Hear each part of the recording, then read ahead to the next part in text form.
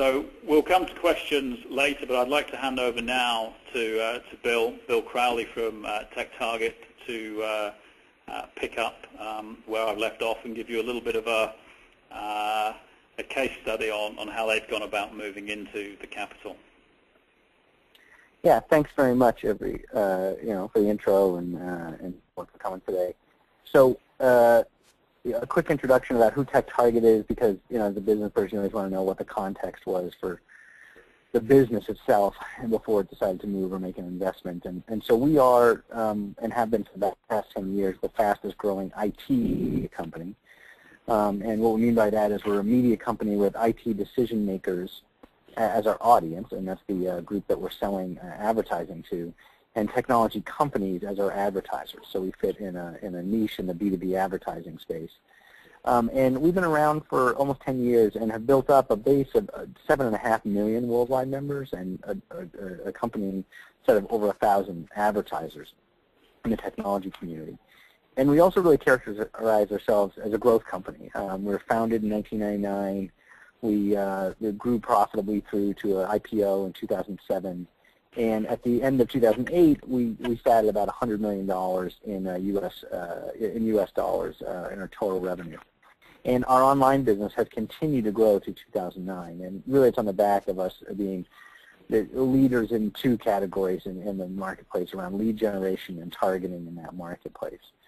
And if you go to the next slide, you'll see that the condition that we were in going into 2009 was that we actually had already, as a result of the miracle of Google and internet search, is that we'd already built a very substantial global audience before we had any significant revenue outside of the U.S.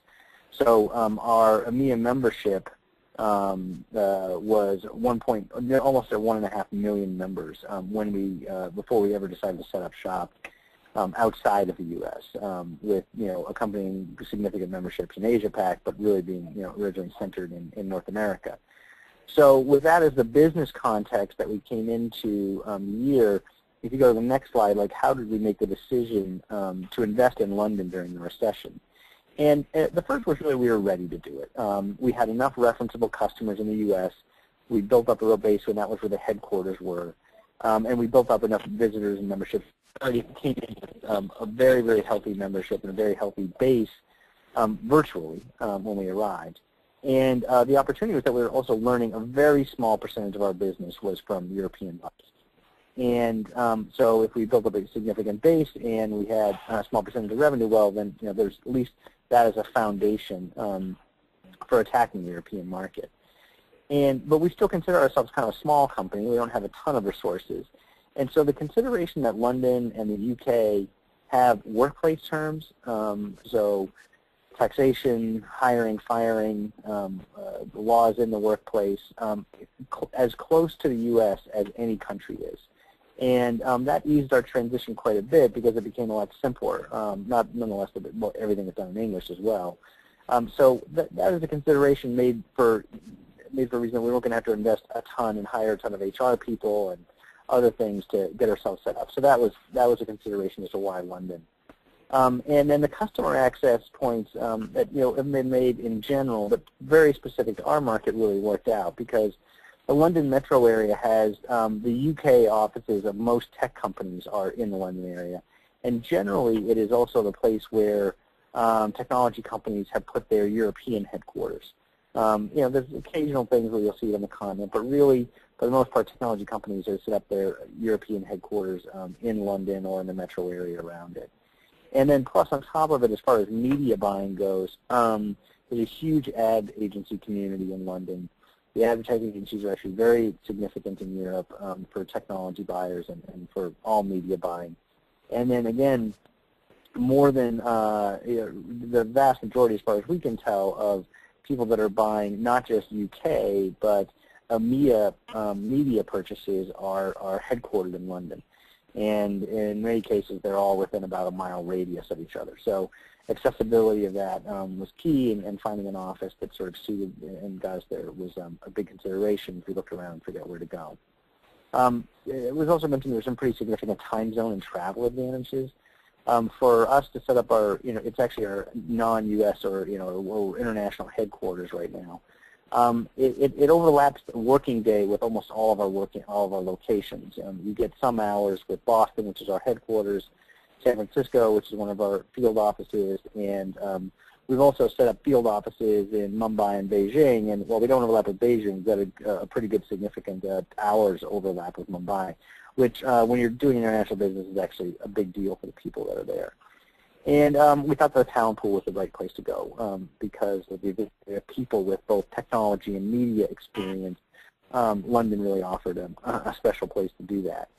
So in the next slide, so what was the advantage of starting now? And I moved over with a group of people to London in December of '08, which was greeted with a lot of I can't believe it's from my friends that was still going to happen because the world was roughly melting down at that point. And I think there's a real advantage to doing it now in the we've seen over the last 12 months. And I think it really is around we can get deals and access to people to build the business on a solid foundation. And as I mentioned before, the real estate prices are really low compared to what we had heard they were going to be. And we've been able to find very significant deals on the real estate that we've done for personnel. It is easier for people to live in the city. And for our first offices, we've been able to find both much lower cost than we'd expected we'd find, and much more flexible terms for people that are trying to figure out how fast they're going to grow and at what pace and options for getting out. In general, the flexibility in the market is really at an all-time high, and even people in the U.S. are saying, "Wow, it's a really good deal." And personnel salary expectations are down. We had hired some consultants in London for various roles before we came on board, and we've already found that the willingness of people to talk about getting involved for less money than what it was in 2007 or 2006 is real and actually benefits us. And with this, get a higher quality of person for a lower budget, or a goal for that really high-powered person at a more reasonable price point. And there are also people that are more willing to accept consulting assignments on a trial basis, or just consulting assignments as part of it. So again, there's more flexibility in the market now. And you'll even find that we're a very, very small company in the UK right now, and suppliers are willing to work with a smaller customer or to make a deal to earn the business. So in general, we found that to be true even in our short operating history. So that window is definitely open and has helped us make some fast progress. That isn't to say that there haven't been some challenges in the market in this year. The market is tough. I mean, we don't have a recession like this without there being real challenges. And for us, we found advertising budgets have certainly been cut, maybe even deeper than the U.S. And there are UK-specific competitors, people that have been doing what we do in the UK or in EMEA, are fighting very hard. And so with the shrinking pie coming in and entering the business and trying to compete with people that have relationships and history is difficult, and especially when they start protecting their business and their livelihood. So breaking into that business is very tough. And we found that we think the recovery is probably going to lag what the U.S. does. Maybe by a quarter, maybe by two. I'm not an economist, so I can't do that. But it does feel like there's a different response dynamic going on from what my U.S. colleagues are seeing in the business. And so that may lengthen the time to success for us. But the interest rate fluctuations were also mentioned. There's an advantage there, and it is it isn't quite at this historical high. But the fluctuations frankly, practically make it hard to set a rate card and figure out exactly what you're going to do. Again, if you're entering into the market, you may not have all the sophisticated controls of a really big company about about things like hedging and managing that risk and doing it. So it's been a bit of a challenge for us. But in the end, we feel like we still really need to do this now. If we had waited until the recession was over and things were looking all cheery, we would not nearly be in as good a position as I think we are right now, because we're spending time, building relationships, understanding the market, and going from there. So I feel like we're really in a great position to benefit from the upturn. So with that, I'm going to turn it back to the rest of the discussion.